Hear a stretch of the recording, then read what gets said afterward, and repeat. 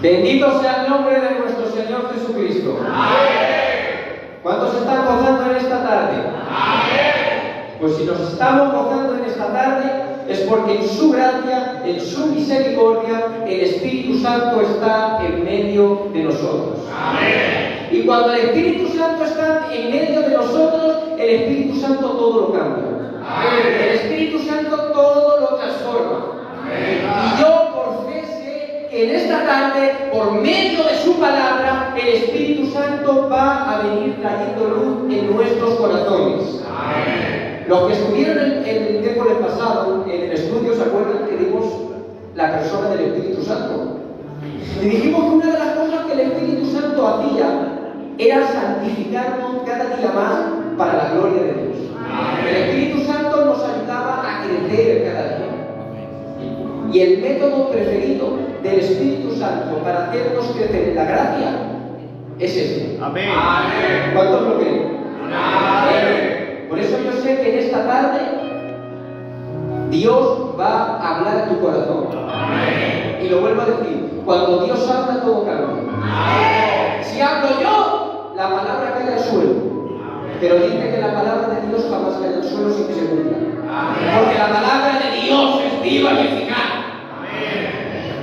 ¿Cuántos han venido dispuestos a que Dios les hable? Amén. Bendito sea su nombre. Amén. Yo no voy a entretenerme más y creo que vamos a ir directos al texto. Realmente es una predicación expositiva, pero yo le ponía nombre. Yo le ponía el título y el título de la predicación es El glorioso amor de Dios. Amén. Me van a acompañar a la escritura que se encuentra en el capítulo 5 de la epístola a los Romanos y versículo 5.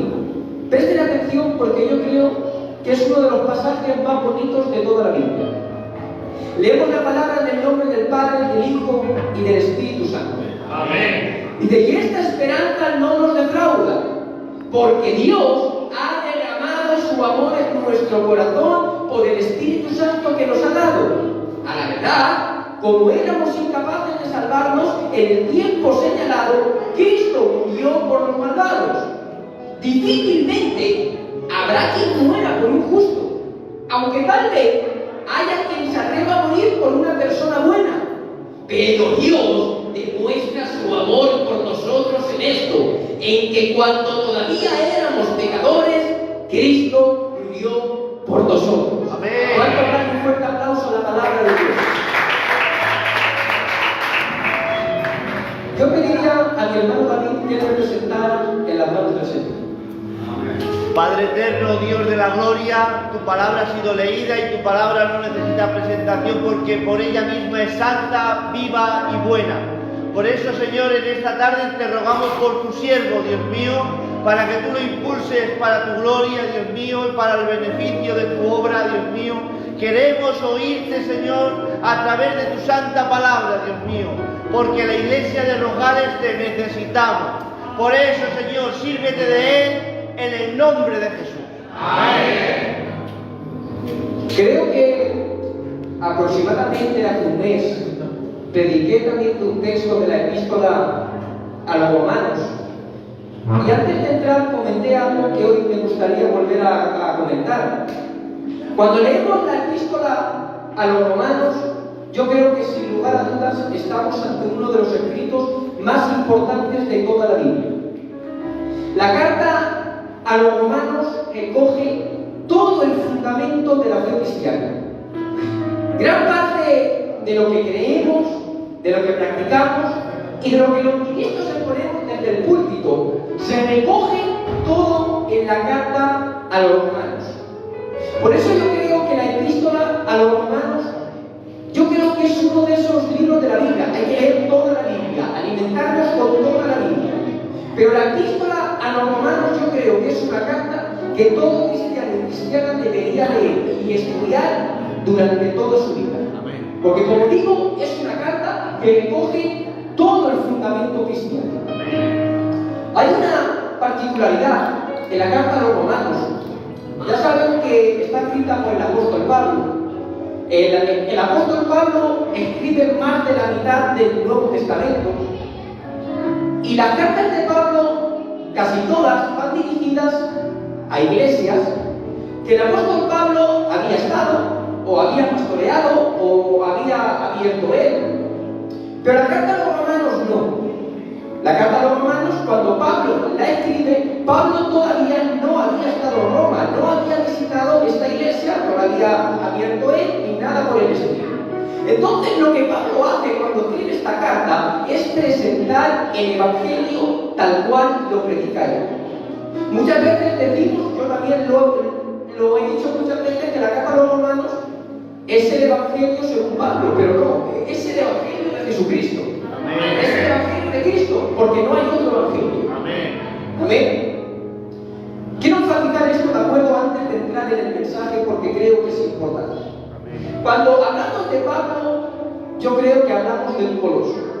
Amén. Creo sin temor a poder equivocarme, que sin contar a Cristo, de acuerdo, creo que nadie en la historia del cristianismo ha sufrido tanto por la obra como el apóstol Pablo. Él mismo lo diría en 2 de Corintios, hablaría de todos estos sufrimientos que él experimentó por la obra. Y diría, 3 veces he sido agotado con balas, 1 vez apedreado, 3 veces he padecido naufragio, en peligro de río, peligro de ladrones, peligro de dominación. Y sigue una larga lista. Pablo fue el hombre que Cristo designó para cambiar el mundo. Se ha hecho más o menos una aproximación de todos los kilómetros que el apóstol Pablo corrió durante sus viajes misioneros predicando la palabra, y se acerca a los 15.000 kilómetros. Eso hace 2000 años es una auténtica gesta. 15.000 kilómetros predicando la palabra de Dios. Se dice todo eso a pie y en barco. Entonces no había aviones ni nada, todo a pie. Un hombre dotado con una capacidad impresionante, instruido a los pies de uno de los mayores rabinos de la época. Pues este coloso, con la carta a los romanos, corona su obra magna. Es la carta magna del apóstol Pablo. Como decía antes, todo cristiano a lo largo de su vida debería estudiar y leer esta carta, porque están comprendidas todas las doctrinas fundamentales. Y el eje sobre el cual gira una y otra vez esta carta es la cruz de Cristo. Amén. Creo sinceramente y con mucho dolor lo voy a decir, que el cristianismo está en decadencia dentro de la sociedad. Y el cristianismo está en decadencia dentro de la sociedad porque estamos descuidando e ignorando lo que significa la cruz de Cristo en nuestras vidas. La cruz está dejando de ser el centro de nuestras vidas cristianas. Y cuando empezamos a ignorar lo que nuestro Dios y Salvador hizo por nosotros en aquella cruz, nuestras vidas cristianas, nuestra relación con Dios empieza a entrar en plena decadencia. Porque es en la cruz donde entendemos que somos pecadores, es en la cruz donde entendemos nuestra miseria, es en la cruz donde entendemos que nosotros no merecíamos nada, y es en la cruz donde entendemos que solo en Cristo y nada más que en Cristo hay salvación. Amén. Por eso el apóstol Pablo empieza a detallarnos lo que es la cruz. Y en los primeros capítulos de la epístola habla de la cruz como lugar de juicio. Habla de la cruz como el lugar donde Dios juzgó el pecado en Cristo. En aquella cruz, Dios, el Padre, descargó su ira, su justa ira, porque la ira de Dios es justa. Amén. Sobre Cristo, para que pagara por todos nuestros pecados. Para que me entiendan, en aquella cruz, el Padre trató a Cristo como si fuésemos nosotros y a nosotros como si fuésemos Él. Amén. Yo a eso hubiera dicho una vez más fuerte. Digo que en aquella cruz, el Padre trató a Cristo como si fuésemos nosotros y a nosotros como si fuésemos Él. Amén. Pero en el texto que hemos leído, que es un poco más adelante, el apóstol nos va a presentar la cruz desde otra perspectiva distinta. Ya no es la perspectiva del juicio, sino que ahora es desde la perspectiva del amor. No cualquier amor, sino el glorioso, perfecto e incondicional amor de Dios.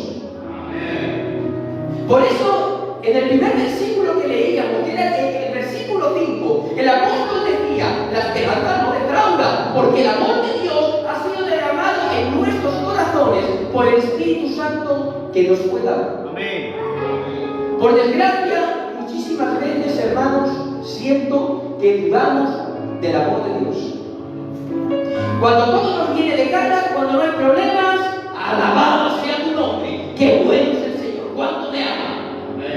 Pero cuando vienen maldades, cuando vienen los problemas, cuando vienen los malos momentos, parece que nuestra seguridad de sentirnos amados por Dios empieza a tambalearse.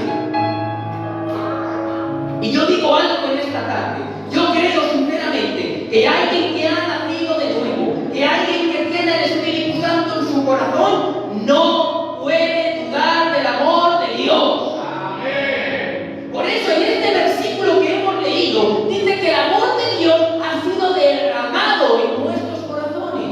Miren, ese derramado está en la forma verbal del tiempo perfecto. Lo que quiere decir que fue una acción hecha una vez y para siempre. Amén. Déjame decirte que el amor de Dios ha sido derramado en tu corazón una vez y para siempre. Que hubo un día donde Dios depositó ese amor dentro de tu corazón y que no hay nada ni nadie que pueda quitar un ápice de ese amor. Amén. El amor de Dios en tu vida no tiene subidas y bajadas. El amor de Dios permanece, porque el amor de Dios no depende de quién tú eres, el amor de Dios depende de quién es Él. Amén. Por eso el mismo apóstol en el capítulo 8 de también la carta a los romanos dice: ¿quién nos separará del amor de Cristo? Tribulación, angustia, persecución, hambruna, desnudez, peligro, espada. Dice pues: ni la muerte, ni la vida, ni los ángeles, ni gobernantes, ni lo presente, ni lo porvenir, ni potestades, ni lo profundo, ni lo bajo, ni lo alto, ni lo ancho. Nada podrá separarnos del amor de Dios que es en Cristo Jesús. ¿Cuántos dicen un fuerte gloria a Dios?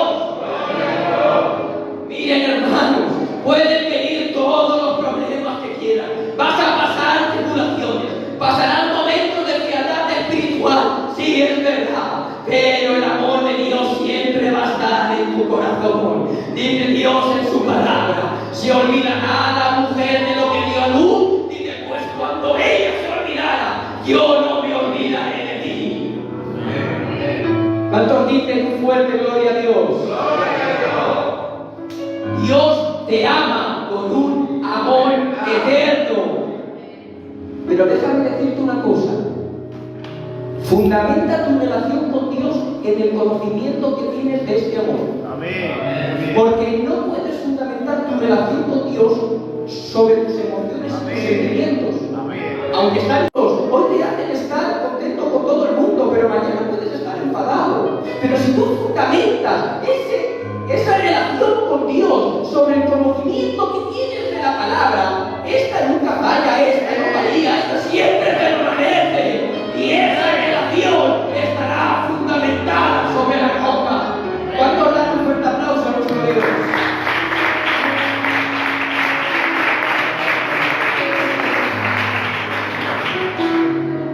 Y ahora, hermanos, el apóstol Pablo se dispone a describirnos cómo es este amor. Y para describirnos este amor, lo que el apóstol Pablo hace es describirnos los detalles de los amados, de los que hemos recibido ese amor. Miren, de normal, para que una persona se enamore de otra, el que ama tiene que haber visto alguna virtud en el amado y como consecuencia se ha enamorado de él, ¿no? Por ejemplo, dice la palabra: Raquel era de bella figura y de hermoso semblante, y Jacob se enamoró de ella. ¿Por qué se enamoró Jacob? Porque Raquel era de bella figura y de hermoso semblante. Jacob vio esa virtud, como consecuencia se enamoró de ella, ¿no? Usted se enamoró de su marido o de su mujer porque vio alguna virtud que hizo enamorarse, ¿no? Amén. Pues resulta, hermanos míos, que el amor de Cristo por nosotros pasa todo lo contrario. Voy a darles un ejemplo, y así se ríen un poco, que están muy serios, para que me entiendan. Yo creo que aquí la mayoría somos padres, ¿no? De acuerdo. Yo creo que la mayoría soy más padres de hijos que de hijas, no es mi caso. Tú imagínate que tu hijo te viene y te dice que se ha enamorado de una muchacha. Amén. Amén. Amén. Como es lógico, tú quieres saber cómo es esa muchacha, ¿no? ¿Quién es? Ahora coge el niño y te enseña a la muchacha. Cuando tú ves a la muchacha físicamente no le cabe más. Para que me entiendan, es fea. Dice, bueno, hijo, será buenecita, será buena persona. La muchacha más amarga que el vinagre. Ya, pues por ser positivo, por ver a tu mujer, dice, bueno, será una mujer de su casa o será trabajadora. La niña a las 12 de la mañana tiene la manta en el cuello. Y para postre, ya para rematarlo, coge el hijo y te dice, pero es que hay un problema. Y es que ella ni siquiera me quiere. Sería raro, ¿verdad, ese amor? Ese enamoramiento sería extraño, ¿no? Yo por lo menos si fuera mi hijo le diría, hijo, pues ¿de qué estás enamorado? Es fea, mala sombra, no es una mujer de su casa, ni siquiera te quiere, porque si por lo menos te quisiera. Es un amor que no tiene sentido, ¿verdad? Pues déjame decirte con mucho respeto y con mucho cariño que hubo un momento donde esa muchacha era lo susceptible. Porque el texto de la Biblia nos describe. ¿Y sabes qué dice la palabra de nosotros? ¿Cómo nos describe Pablo? Dice que éramos débiles, impíos, pecadores y enemigos de Dios. ¿Creen de verdad que nosotros merecíamos ese amor? ¿Crees que Cristo se entregó por ti y por mí por alguna virtud que vio en nosotros? Porque yo creo que todo lo que había en nosotros era malo. Dice que todos éramos pecadores. Más dice el mismo texto de Romanos, no hay justo ni aun uno, no hay quien entienda, todos se desviaron, aún se hicieron inútiles, no hay quien entienda, no hay quien haga nada bueno. Sus pies se apresuran a derramar sangre, no hay temor de Dios en ellos. Yo creo que a veces no somos conscientes de lo que significa pecar contra Dios. Cuando somos pecadores, nos estamos rebelando contra Dios. Cuando somos pecadores, estamos atentando contra su perfecta santidad. Amén. Estamos atentando contra su justicia. Amén. Y lo que la Biblia dice es que cuando estábamos en el mundo, todos éramos así, tanto yo como usted. Todos nos rebelemos contra el Dios Santo, contra el Dios perfecto, contra el Creador y sustentador del universo. ¿Somos conscientes de la gravedad de esto? Tú imagínate que Dios da órdenes a toda la creación. Él dice a las estrellas, moveros, y las estrellas se mueven. Él dice al viento, detente, y el viento se detiene. Él le dice al mar, hasta aquí llegarás y de ahí no pasarás, y el mar de ahí no pasa. Y ahora nosotros nos dice, obedéceme, y nosotros con nuestro orgullo decimos no. Esta es la realidad, hermanos. Nos guste o no, cuando estábamos en el mundo éramos perversos. Mire, personajes tan malos en la historia como Hitler, Stalin, Pablo Escobar, no eran anomalías, eran lo que cada uno de nosotros podría haber sido potencialmente dentro de nuestro pecado. El problema es que nos empeñamos en mostrar el pecado como una pequeña equivocación, como un tropezín. Pero cuando pecamos, estamos pecando contra un Dios infinito. El pecado tiene consecuencias infinitas. También decía el apóstol Pablo que éramos débiles. Pero la palabra aquí, para que podamos entenderlo más bien, sería impotentes. O sea, no solo éramos pecadores, sino que dice la palabra que estábamos incapacitados para poder hacer el bien. Dice Romanos 8, versículos 7 y 8, porque la manera de pensar de la carne es enemistad contra Dios, pues no se sujeta a la ley de Dios, porque tampoco puede. Repito, porque tampoco puede. Así que los que están en la carne no pueden agradar a Dios. Amén. Es algo que yo creo que he dicho muchas veces aquí. El hombre no es pecador porque peca porque es pecador. Cuando estábamos en el mundo, éramos incapaces de hacer el bien, de hacer un bien que agrada a Dios. Yo sé que esto cuesta mucho de aceptarlo, pero es la pura realidad. Hemos leído el texto de Romanos, pero también nuestro Señor Jesucristo decía: quien peca, esclavo es del pecado. Un esclavo está privado de cualquier decisión propia. Solo puede hacer aquello que su dueño ordena. Cuando estábamos en el mundo, el pecado nos decía para allí, nosotros para allí. El pecado nos decía esto y nosotros hacíamos eso. Porque Él se enseñoreaba de nosotros. Si hoy está usted aquí igual que yo, no es por una decisión propia e independiente que tomemos en su vida, sino que fue porque el Espíritu Santo, por su gracia y misericordia, vino iluminando nuestro corazón, vino trayendo luz dentro de nuestras tinieblas, y nos vino mostrando que sin Cristo estábamos muertos en nuestros pecados. ¿Cuántos dan un fuerte aplauso a nuestro Dios?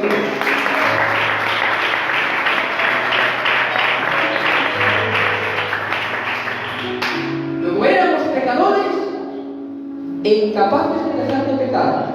Todo eso cuando Cristo se entregó por nosotros. Amén. Pero es que Pablo da una tercera descripción, y esta es la más devastadora de todas. Éramos enemigos de Dios. Éramos sus contrarios. Cuando estábamos en el mundo, la relación entre Dios y nosotros estaba rota. Yo la verdad escucho muchas veces gente del mundo que dice: yo sé que el Señor está conmigo. Déjame decirte que sin los beneficios de la cruz no puede haber relación con Dios. Amén. Amén. Dios no puede tener relación con el pecador. Hablo de una relación paterno-filial como la que tenemos nosotros. Porque ¿cuántos de aquí son hijos de Dios? Amén. Amén. ¿Cuántos aquí son hijos de Dios? Amén. ¿Por qué estaba asustando? Su perfecta santidad no puede relacionarse con lo sucio. La luz y las tinieblas no pueden estar juntas. La barrera de enemistad debía de ser derribada. Pero no solo por parte de Dios, también por la nuestra, porque esto es verdaderamente lo grave.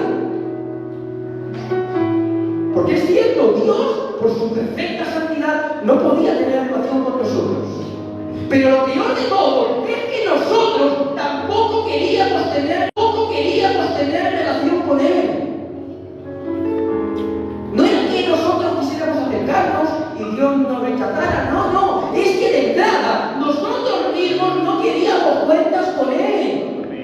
Amén. Miren, en el capítulo 1 de Juan, cuando el apóstol está describiendo la encarnación de Cristo y dice: aquella luz verdadera que alumbra a todo hombre venía a este mundo. En el mundo estaba, el mundo por Él fue hecho.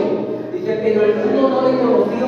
Amén. Es más, dice, a lo suyo vino y los suyos no le recibieron. Cuando Dios vino encarnado a reconciliar al mundo consigo mismo, era tanto nuestro pecado, era tanto nuestro orgullo, que le dimos la espalda a Dios. Y tuvo que ser Él y no nosotros quien derribara esa barrera. Tuvo que entregarse en aquella cruz para que fuera posible y después poder atraerte hacia Él con cuerdas de amor. ¿Cuántos han sido atraídos hacia Él con cuerdas de amor? Amén. Luego todo eso éramos nosotros cuando Cristo derramó su amor en nosotros. Amén. Pecadores, impotentes, enemigos de Dios. Y aun en esa condición, Dios te amó con un amor infinito. Por eso nuestra relación con Dios respecto al amor nunca puede ser a partes iguales, porque fue Él quien tomó la iniciativa. Dice el apóstol Juan, nosotros le amamos porque Él nos amó primero a nosotros. Vamos a dar un fuerte aplauso a su palabra.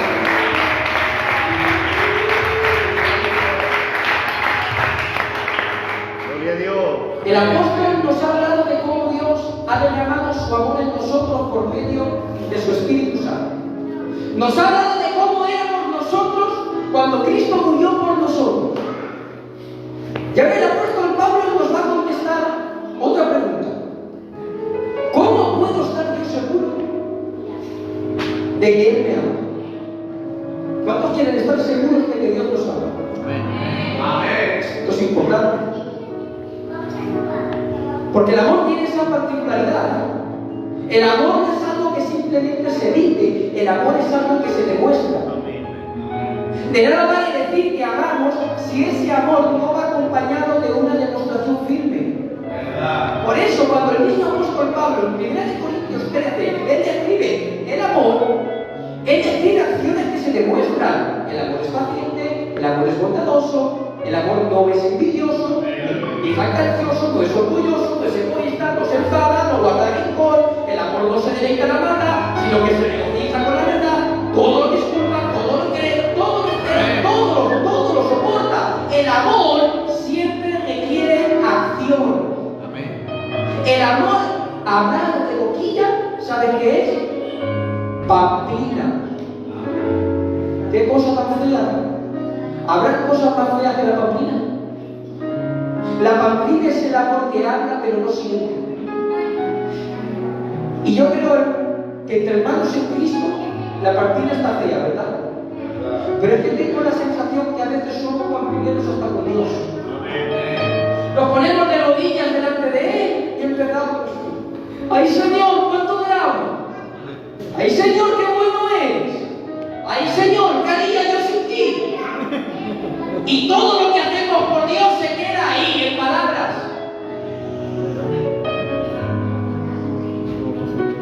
¿Y sabes qué dice? Hay un dicho común que dice que las palabras se las lleva el viento. Si de verdad amamos a Dios, es tiempo de demostrarlo. Porque además, hay pocas cosas que tengan menos sentido que ser pamplinero con Dios. Porque de verdad, con los hombres te puede valer. Hay hombres que les gusta que les hagan la pamplina. Hay hombres que les gusta que le pasen la mano por el hombro, aunque sea de mentira. Pero a Dios no. A Dios no le va eso de la pamplina. Dios tiene un amor demostrado. Dios tiene acciones acompañadas de buenas intenciones. A Él no le va eso de la pamplina. ¿Qué le va? Por eso Él dice que ama y Él demuestra su amor. ¿Quieres saber cómo? Decía el apóstol Pablo, difícilmente habrá quien muera por un justo. Dice, aunque tarde, haya quien se atreva a morir por una buena persona. Pero Dios demuestra su amor en esto, en que cuando todavía éramos pecadores, Cristo murió por nosotros. Él sí demuestra su amor. Él no es como nosotros muchas veces. Nosotros un día demostramos y cinco no. Pero Él dijo Juan 3:16 que de tal manera amó Dios al mundo que ha dado su Hijo unigénito para que todo aquel que en Él crea no se pierda, mas tenga vida eterna. Y Él lo dijo. Él fue a aquella cruz y murió por ti y por mí. Amén. Qué bueno es nuestro Cristo. Amén. Por eso lo que hace Pablo para enfatizar esto es precioso. Porque Pablo pone en una balanza hasta dónde estaríamos dispuestos a dejar nosotros y hasta dónde llegó Cristo. ¿Hasta dónde llegaríamos nosotros? Y dice Pablo, difícilmente alguien moriría por un justo. Cuando habla de justo, habla de recto delante de la ley. Y que difícilmente, siendo casi imposible, nadie muere por una persona justa. Dice, bueno, aún puede ser que por una persona buena alguien se ponga en su lugar y muera. Esto es verdad, ¿no? Hay muchas personas que han muerto en lugar de personas que ellos consideraban buenas. Pero hay un merecimiento, hay una reciprocidad. Mueres por esa persona porque ha sido buena contigo, ¿no? Pero lo que dice Pablo, queridos hermanos, porque nos ha hablado hasta dónde llegamos nosotros, pero es que ahora se pone a decir hasta dónde llegó Cristo. Y esto rompe totalmente todos los esquemas sabidos y por haber. Pero Dios demuestra su amor para con nosotros en esto, en que siendo aún pecadores, Cristo murió por nosotros. Cristo no muere por el justo, que va. Cristo no muere por el bueno, que no. Cristo muere por el asesino. Cristo muere por el embustero. Cristo muere por el chismoso. Cristo muere por el maldiciente. Cristo muere por la prostituta. Cristo muere por el drogadicto. Cristo, hermanos, muere por mí. Y Cristo muere por mí. Es tiempo de dejar de dudar del amor de Dios. Que Dios te ama con un amor eterno. Gloria a Dios. Y con esto concluyo. Alabado sea el Señor. Es tiempo de mirar la cruz como lugar donde Dios derramó su amor por nosotros. Amén.